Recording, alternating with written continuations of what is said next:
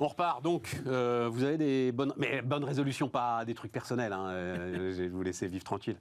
Mais bonne résolution pour démarrer l'année, Stéphane, un truc économique, macro, j'en sais rien. Alors, d'abord, la chose très pragmatique et très... Moi, je pense qu'il faudrait, et je le redis, je le sens bien cette année 2023, mais il faut aussi qu'à un moment donné, on commence à faire très très attention à la façon dont on laisse ruisseler le pognon. Les moyens et le pognon. Voilà.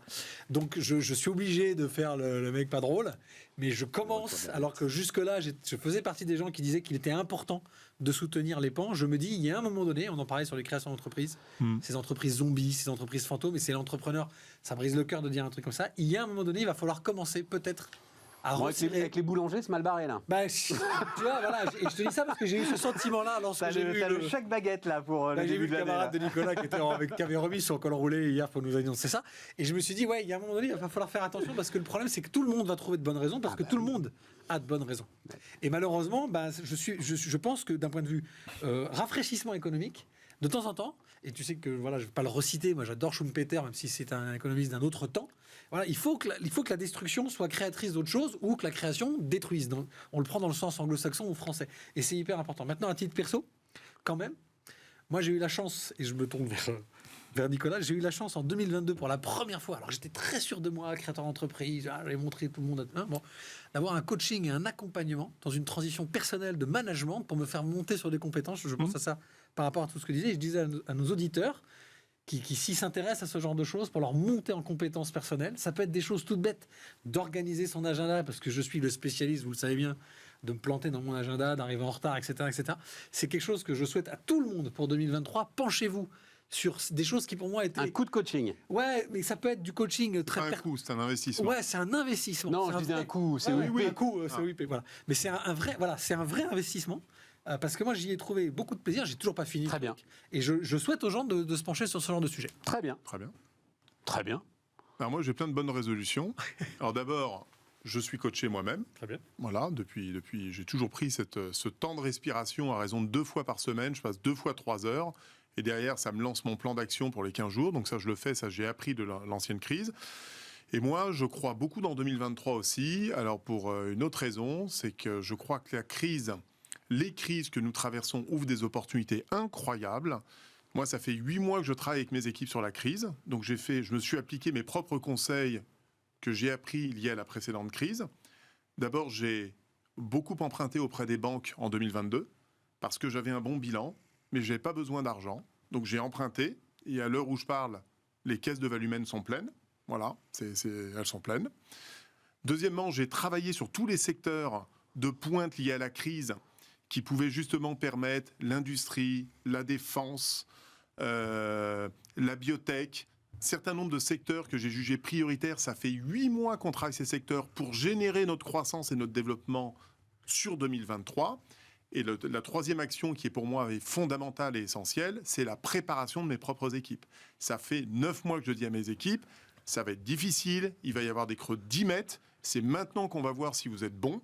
Et c'est maintenant qu'il faut se préparer à affronter la tempête. Et c'est dans la tempête qu'on verra les meilleurs s'en sortir en 2023. Donc personnellement, c'est mes résolutions et je suis très optimiste pour 2023. Je ne crois pas du tout aux creux de 10 mètres. Il n'y a pas de raison que tu aies des creux de 10 mètres. Ça dépend où tu es.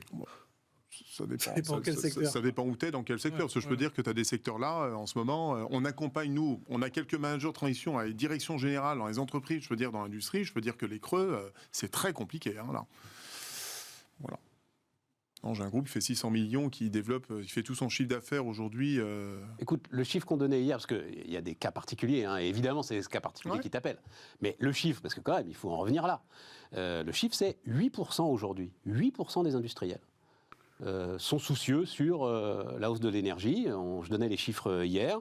Un tiers des industriels, si tu enlèves ces 8%, donc il en reste 92, un tiers d'entre eux pensent qu'ils vont pouvoir jouer sur leur marge, et 2 tiers d'entre eux pensent qu'ils vont pouvoir répercuter dans les prix les hausses de coûts qu'ils doivent encaisser aujourd'hui. Le problème, Stéphane, c'est que c'est la photo d'aujourd'hui. C'est-à-dire que je pense, ce qui fait la différence aujourd'hui des crises que nous traversons, Enfin, c'est la photo d'aujourd'hui avec les gars qui sont quand même... Oui. Ça fait 3 mois que ils ont pu prendre la mesure de ce qui se passe, quoi, tu vois.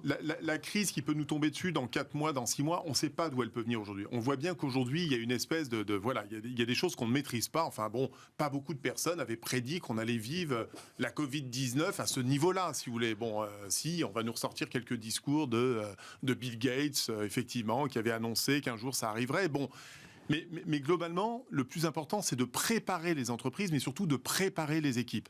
Parce que c'est toujours dans la difficulté qu'on s'aperçoit souvent de la vraie valeur des collaborateurs, d'accord, et surtout de la capacité des individus à surmonter les crises. Il y en a qui s'effondrent littéralement face à la difficulté, et il y en a qui, au contraire, se révèlent. Et c'est dans ces périodes difficiles qu'on s'aperçoit de la vraie valeur de ses collaborateurs. Et donc, moi, j'incite les dirigeants, les managers, les entrepreneurs à toujours laisser cette tension positive au niveau des équipes pour qu'elles soient prêtes, finalement, et donc suffisamment armées pour, justement, affronter ces crises, s'adapter, gagner en agilité et permettre la pérennité, le développement de l'entreprise. Aziz. Moi, j'ai 2 résolutions. Une business sur ma société d'investissement immobilière spécialisée dans les QPV. Un challenge sur 2023 pour moi, c'est de convaincre les banquiers qui n'ont pas l'habitude de voir des sociétés d'investissement spécialisées sur ces territoires, de leur expliquer que acheter des bureaux de petite surface et les mettre en location à des TPE-PME locales, c'est pas plus risqué que de le faire dans le 8e. Et on a un track record pour ça. C'est très compliqué parce qu'ils ont des tableaux Excel et du scoring où il faut justifier avec un track record de 20 ans. Tu continues à expliquer malgré tout qu'il faut quand même qu'on puisse utiliser ce levier de l'immobilier pour développer ces territoires. Et puis mon challenge sur quartier d'affaires, c'est de faire en sorte qu'on puisse un petit peu se tourner, mais avec un regard économique, par le prisme économique sur ces territoires. Le social, l'action sociale, c'est très bien, on en a fait, il faut continuer. Par contre, il faut maintenant, et ça devient urgent, qu'on regarde ces territoires à travers le potentiel économique et les aider à émerger. Et puis, c'est ce qu'on propose à travers Quartier d'affaires. Il va falloir évangéliser tous les acteurs et toutes les parties prenantes. Donc, voilà pour moi la résolution, c'est évangéliser le banquier et lui expliquer qu'il faut qu'il investisse et qu'il prête. Si tu peux l'évangéliser pour tout le reste. Mais c'est une petite holding, en fait, ton histoire. C'est-à-dire, les deux sont liés, Aziz. Mais c'est oui, voilà. Tout ce que j'ai toujours fait était lié, c'est Focus Banlieue. Oui, mais c'est intéressant. À partir du moment où tu fais quartier d'affaires, le sujet, c'est aussi d'avoir des locaux qui soient adaptés au développement moderne des entreprises. Il y a du foncier à ne plus savoir quoi en faire dans ces territoires, pour X raisons. On parle souvent de ces territoires en disant il y a des problématiques de logement. Il y a une loi SRU qui est votée, il faut 20% de logements sociaux, etc. Je n'ai jamais entendu un homme politique dire il faut 20% de cette zone réservée à de l'activité économique, 20% de cette zone réservée à des bureaux, 20% de cette zone réservée à des hangars, de la logistique, etc. Donc il faut inverser le truc. Oui, il faut tout ça. Bien sûr qu'il faut loger les gens. Bien sûr qu'il faut du transport. Bien sûr qu'il faut de l'éducation et de la santé.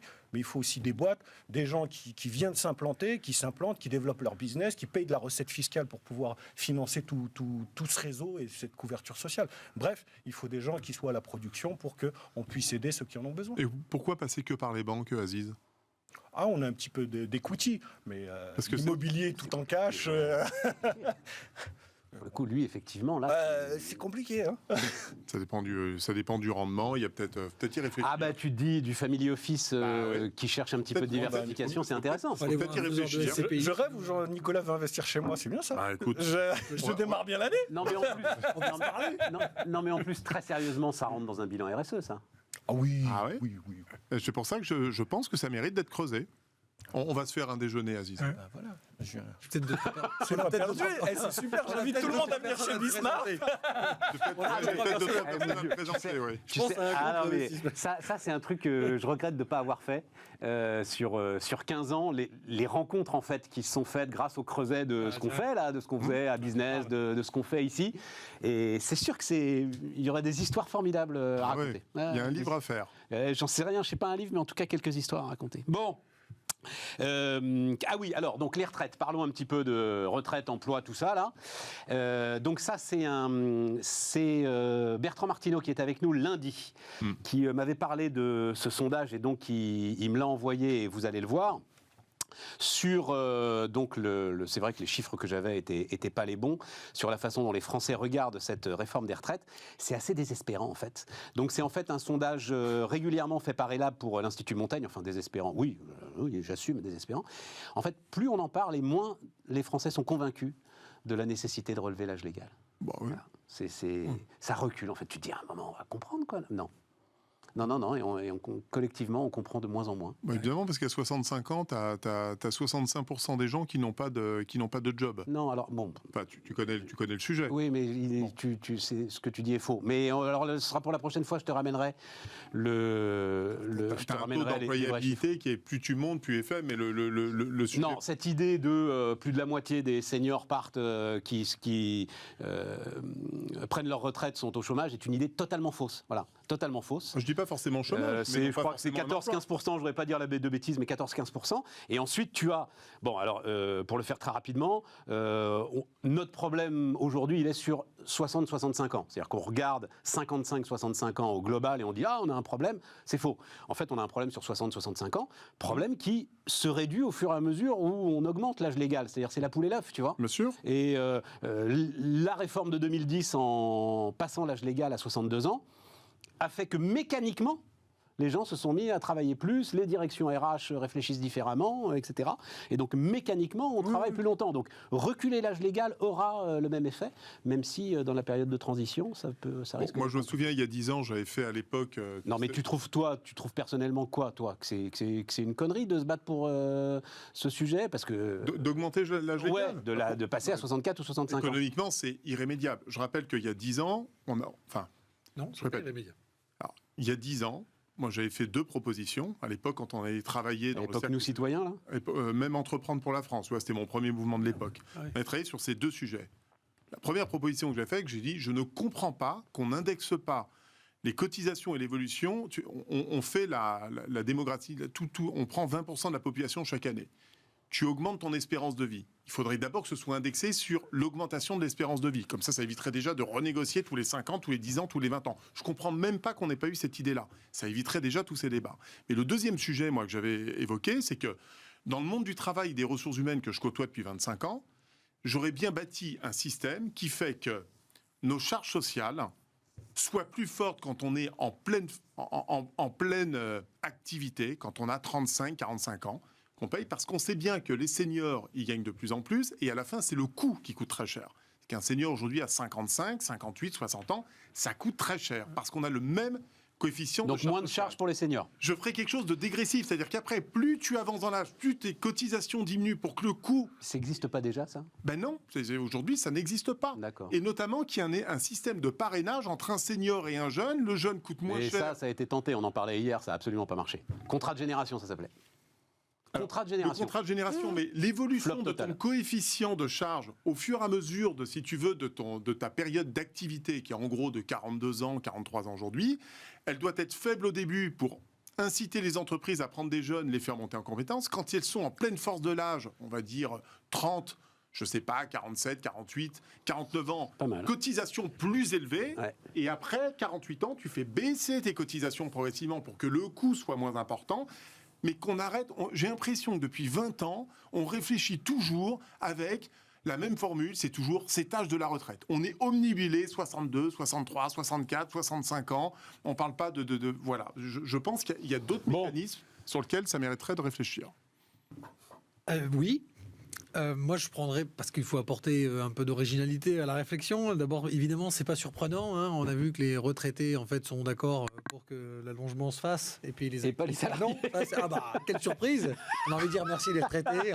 On va pas revenir sur le baby boom, le machin. Enfin, ils sont sympas, vraiment définitivement.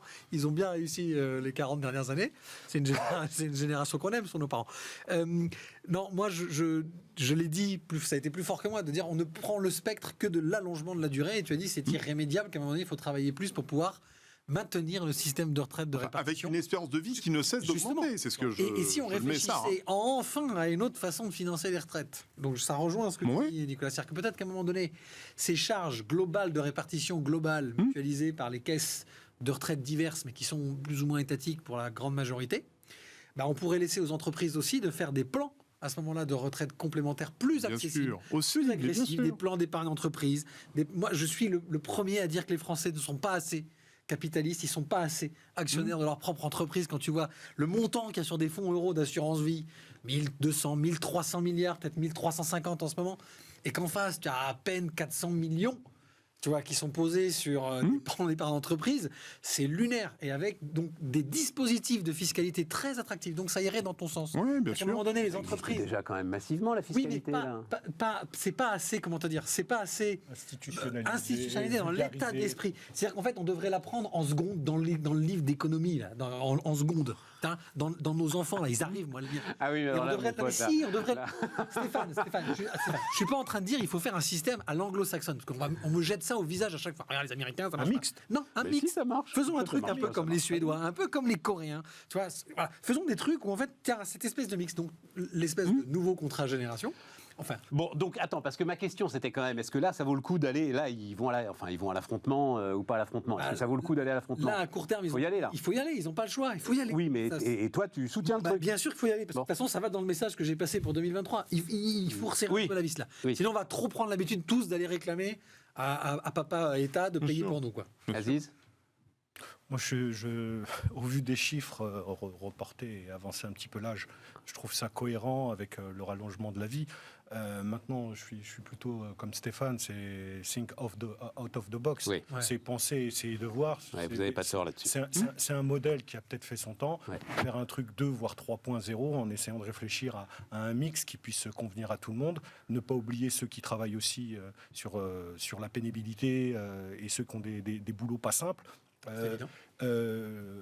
Mettre sur la table et de manière franche, voire un peu viril, les régimes spéciaux. Et quand je dis régimes spéciaux, je ne pense pas à la SNCF, hein, je pense aussi à nos élus. Un député sur sa retraite. Ouais, oui, mais c'est le symbole. Tu peux pas demander une forme de justice et avoir des exceptions où les mecs se gavent un peu sur... ah oui, bah, pour moi, un député... Bah, tu sais combien touche un député après avoir été élu 5 ans sur sa retraite? Bah, c'est pas ma retraite ou la tienne. Hein. 5 ans. C'est un autre sujet. Ça, Ah, Aziz, bah, parce que c'est moi, un je autre trouve sujet, non, mais je trouve qu'ils gagnent tout pas ça- assez les députés, mais non, moi, mais- si tu veux tout savoir. Donc c'est un autre sujet. D'accord. Ah oui, je trouve qu'ils gagnent pas assez. Ah, tu trouves qu'ils gagnent pas ça? Ah oui, ils gagnent pas assez. Un député, Eh ben, heureusement qu'ils sont en pas. France. Je vais être violent. Heureusement qu'ils sont pas payés au résultat. hein. Mais justement, les deux sont liés. Justement, ça Les deux devrait- sont liés, mon vieux, Ouais, comme les pour les deux- profs. Les deux sont liés. Les deux sont liés. Bah, Tu les peux profs, pas c'est avoir. encore autre chose. Non, Non, tu non, peux pas. il y a un vrai sujet. Non. If you pay peanuts, you get monkeys. Oui, Tu bah, peux pas avoir les meilleures compétences. Là, tu si payes t'acceptes et t'as pas des de- monkeys. Non, tu payes 5, pas 6, assez. 7 000 balles. Mais c'est rien C'est à côté de rien ce que sont payés les parlementaires américains. À ce moment-là, tu peux te permettre d'avoir des cabinets de 10-20 personnes. À ce moment-là, tu réfléchis vraiment à la fabrication de la loi. T'es pas dans une soupente, parce qu'il faut voir dans quelles conditions ils bossent, les députés. Je t'emmènerai si tu veux un Et jour je rue de connais l'université. l'Assemblée par Tu te retrouves- cœur. Bah alors, tu te retrouves dans une soupente avec 3 pauvres gars qui sont payés au lance-pierre parce que t'as pas les moyens de les payer plus. Et avec ça, Bien sûr. tu fais la loi de la 6e puissance économique du monde. C'est pas possible. Parce que tu penses Et donc, vraiment ça veut que dire ce sont que tu les laisses- députés qui font la loi. Ah ben, Ce sont eux qui font le jus c'est de notre crâne. constitution. Mais hein. c'est devenu des C'est notre comités constitution. théodules, on te balance ce que tu dois voter, ce que tu dois pas ben voter. justement, Arrête. Aziz. Mais c'est Mais non, depuis va au bout de toujours. ta démarche, C'est pas- va au bout de ta c'est logique. depuis toujours. C'est depuis toujours. Mais c'est C'est depuis toujours, c'est la perversion de la Ve République. Et donc c'est les cabinets, c'est l'exécutif qui est aussi le Vous leur législatif. trouvez des excuses. C'est au cœur de Vous tout. leur trouvez des excuses. Non, Des élus, c'est fait peux- pour nous non, changer la dis. vie, pour qu'on vive mieux. Est-ce que vous avez l'impression que depuis Donne-leur les 30 ans, moyens de le faire. Ils les ont, les moyens. Non. Regarde. Non, non, Aziz, moi je te donne mon expérience personnelle, parce que moi j'ai fait un peu de politique, puis on Ouais. dans les mêmes mouvements. Moi j'ai vécu ça de l'intérieur dans le sud-ouest, avec un leader de grande qualité à l'époque, où tu avais les meilleurs, au bout d'un moment, ils s'épuisent et ils s'en vont. Parce qu'en fait, ils sont mal payés, ils n'ont pas de moyens, ils courent partout, ils portent des projets de loi, on leur jette au fil. Ils n'ont que des attachés parlementaires sous-payés stagiaires qui leur rédigent en effet des trucs Oui. qui sont là et Ils sont pourris. et en fait, les mecs ont plus envie, ils font un mandat, 2 mandats. C'est- Et après, ils se tirent, ils vont dans une banque, ils vont dans un truc. Tout n'est pas et une ils se question de posent. moyens Non, financiers. c'est- non. Par C'est de contre- réallocation par des contre, je vais moyens vous dire- financiers. On n'est pas en train de dire qu'il faut augmenter que eux. On est en train de dire. Expliquer qu'il faut si- augmenter les c'est- députés. non, Mais c'est comme bien les profs. sûr. C'est comme les profs. Mais Tu il faut veux les des bons staffer. profs, Mais là, t'es dans le slogan, Aziz. T'es dans le slogan. Je suis pas dans le slogan. Alors qu'en fait, je suis un au fond, contribuable. toi, tu penses la même Mais chose. non, je suis un contribuable qui investit dans le service public et qui voit qu'il en a pas pour son argent. C'est rien. Les frais de fonctionnement de l'Assemblée, au regard des 400 milliards, 450 milliards des dépenses de l'État, c'est rien. Bien sûr. C'est rien du tout. Et là, tu te fais une vraie fabrique de la loi. Là, tu peux peut-être changer les choses. Mais Aziz, c'est comme ça que tu te retrouves avec Bernard Tapie, ministre de la Ville, qui dit qui connaissait quoi et qui a fait quoi en vrai.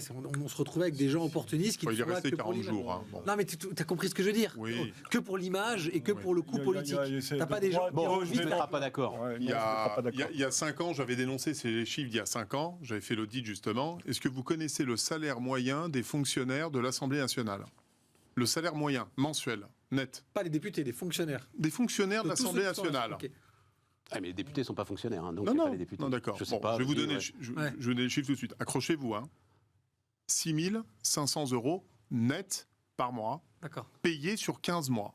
Pour l'huissier, le C'est machin. 90 000 € pour la personne qui est à l'accueil Ouais, au l'huissier. 152 Ah, d'accord. rue de l'Université. Ah, ok. C'est le salaire moyen. Ce que je veux dire par là, c'est qu'à un moment donné, soit ils sont surpayés, soit nos députés ne sont pas assez payés. Ouais. Mais il y a un problème quelque Il y a un part. truc qui va pas. Voilà. Et Ouais. c'est pour vous montrer quand même Pour l'exemple. vous la faire courte, pour moi, je pense qu'on n'en a pas pour notre argent. Voilà, pour vous la faire Ça, courte. on est Ce d'accord. qu'on met et ce qu'on a en retour, il n'y a pas assez. Et les députés, tu peux m'expliquer qu'ils sont mal payés, les pauvres, ils dorment dans leur réduit. c'est pour ça que t'as de la sous tricherie, mansarde, Aziz. etc. Aziz. Le taux d'absentéisme à C'est pour ça que t'as l'Assemblée de la tricherie. nationale, leur implication locale. Enfin bon, si ils faisaient correctement leur boulot, ça se verrait au quotidien chez les Français Mais t'en as et chez plein, les Aziz, entrepreneurs. qui font bien Et leur- on C'est est des là mots, d'ailleurs en Aziz. bas. Tu l'as C'est dans pas la des bouche, mots, mais Tu mais prononces non, des mots, c'est exactement comme si moi je me mettais à parler de la banlieue. C'est exactement comme si moi je me mettais à dire franchement, hein, avec le marché de l'emploi aujourd'hui, ceux qui sont encore au chômage, Levez-vous ils à l'ont bien 5 heures du cherché. matin. Hein. Et les moyens qu'on a mis, Les bon, mecs qui se bon. lèvent pas le matin, hein, tu vois, Ouais. sont des mots, Aziz. Non, ce Et sont pas des mots, parce j'ai que trop de tu vois- respect pour toi pour...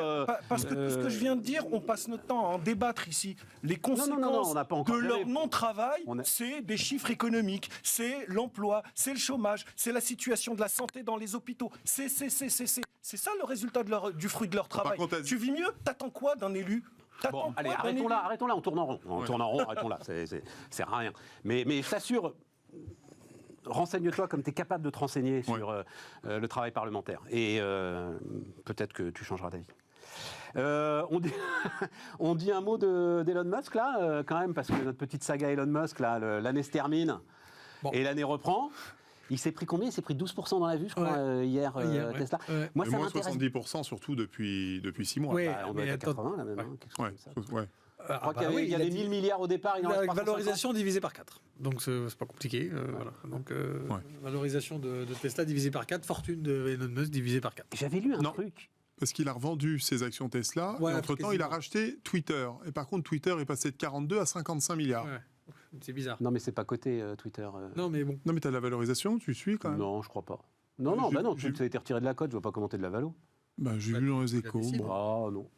Bon. Mais de toute façon, Stéphane, Non, je sais ce que tu as vu. C'est lui, alors on n'est pas tout à fait sûr, Ah bon. mais lui commence à aller démarcher des investisseurs. pour eux, Ouais. pour- Et c'est sur cette valo-là Ah, qu'il démarche les d'accord. investisseurs. Oui, Voilà. je te dis, il refixe sa valeur. Mais Mais tout ça, c'est virtuel. Hein. Voilà, c'est virtuel. Je veux dire, Alors que les marchés financiers, Non, pas mais il y du a un tout. truc qui m'intéresse. Non, Alors non, que les mais- marchés non, non, financiers, il y a un pas truc- du tout. Il y a un truc qui m'intéresse parce que ce serait la première fois, et là on peut tous avoir un avis. Est-ce qu'à force de faire n'importe quoi, c'est-à-dire sa voiture, elle était trendy, c'était hype de monter dans une Tesla, c'était chouette de monter dans une Tesla. Genre, personne pouvait te stigmatiser parce que tu montais dans une Tesla. Et maintenant, en fait, tu vas monter dans la bagnole d'un type sur lequel tu commences quand même à te poser une série de questions, quoi, un peu chelou. Est-ce que ça va pas impacter la voiture elle-même, quoi, tu vois? Pourquoi tu veux que ça impacte la Mais parce que je veux pas monter. En fait, Un moi, plumage et de je suis en train de changer de mindset sur Elon Musk. Tu vois, je Ouais, vois ce mais qu'il tu- écrit sur Twitter. Tu pourrais multiplier ça par beaucoup de personnalités. On en avait parlé sur ce plateau, hein, déjà, Tavares, du risque. si tu de veux, Elon si Musk. Tavares, à un moment, il pète un plomb, il fait une connerie, j'en sais rien, tu voudras toujours monter dans une 3008, tu vois. Lui, il est tellement associé. oui. T'es d'accord? Moi, ouais, je suis d'accord. Je Ouais. pense que quand tu as un dirigeant comme ça, on pourrait prendre. un Bordelais à Flelou, si demain il commençait à dire des conneries ou à faire des conneries, ou ce qu'on considérerait comme des conneries, je pense que la marque en prendrait un coup directement. Tout à fait. On achèterait moins de lunettes à Flelou, etc., etc. Oui, mais à Flelou, il fait des lunettes, donc il ne peut pas faire des conneries. Elon Musk, c'est son fonds de commerce. Je pense c'est juste je fais une comparaison, elle vaut ce qu'elle vaut, mais je me dis, comme toi, c'est que le fondateur et son produit sont tellement liés en termes d'image que quand il fait quelque chose, ça a un impact. Mais c'est le cas de tous. Attendez, Steve Jobs est mort et Apple s'en est sorti alors qu'il avait été viré, qu'il était revenu. Enfin, Elon Musk, moi, personnellement, je ne le connais pas et on était sur ce plateau avec ton ancien camarade de Nous Citoyens qu'il avait rencontré physiquement et qui avait eu un entretien avec cette personnalité qui déjà est très peur. Enfin, c'est un garçon qui est pas normal. Enfin, qui vit sur une autre planète, on va le dire comme ça. Et il le sait, il le pense déjà, parce que lui, il se projette. Donc il est inquiétant. Mais je veux dire, si tu prends Zuckerberg, il est inquiétant. Bill Gates, qui boit 872 coca par jour et qui va marcher dans les bois, il est inquiétant. Ouais, mais j'en sais rien, il me le raconte pas à longueur de journée. L'autre là, il me le raconte à longueur de journée, l'ensemble de ses dérives, de ses obsessions. Les autres, c'était 80, 90, 2000. Bezos, 2010, avec Zuckerberg. Lui, tu veux dire c'est la nouvelle génération là. Lui, il achète Twitter. Pourquoi ? Il achète Twitter pour faire son business. Le mec fait du business. Il va sur Bitcoin, il dit que c'est de la merde, ou que ça prend trop. Boum. Et demain, Monsieur Musk décide que finalement, il s'est rendu compte que ça consommait pas tant que ça. Est-ce que c'est donc pas en fait, ce qu'il n'est pas lié que à sa voiture électrique. Il est lié qu'aujourd'hui, il est la deuxième fortune mondiale. À cause de sa voiture électrique, grâce à sa voiture électrique.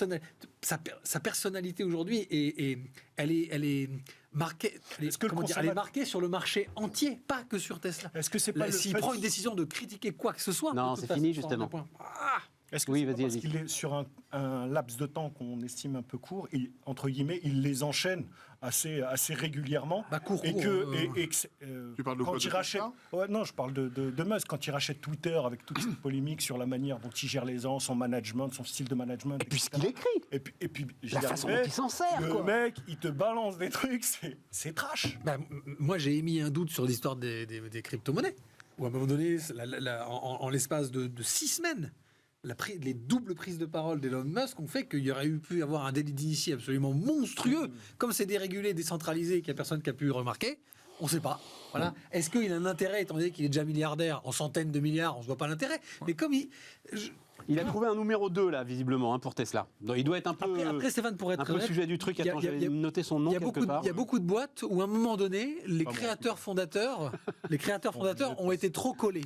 Peut-être que, par exemple, sur Meta, donc Facebook, il serait peut-être temps que Zuckerberg, qui s'était trop mis en avant dans ce nouveau projet de métaverse, se retire peut-être, comme l'ont fait les créateurs de Google à un moment donné, qui a pris aussi une rouste en bourse, aussi, Google aussi.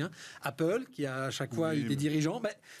C'est des tycoons américains, c'est des grands milliardaires qui sont à la fois fondateurs, génies. Je suis pas là. Il faudra suivre les ventes de Tesla dans les prochains mois, voir si. Et justement, le problème, il n'en demeure pas moins qu'il est quand même. C'est pour ça qu'il a pris le Gadin la nuit dernière.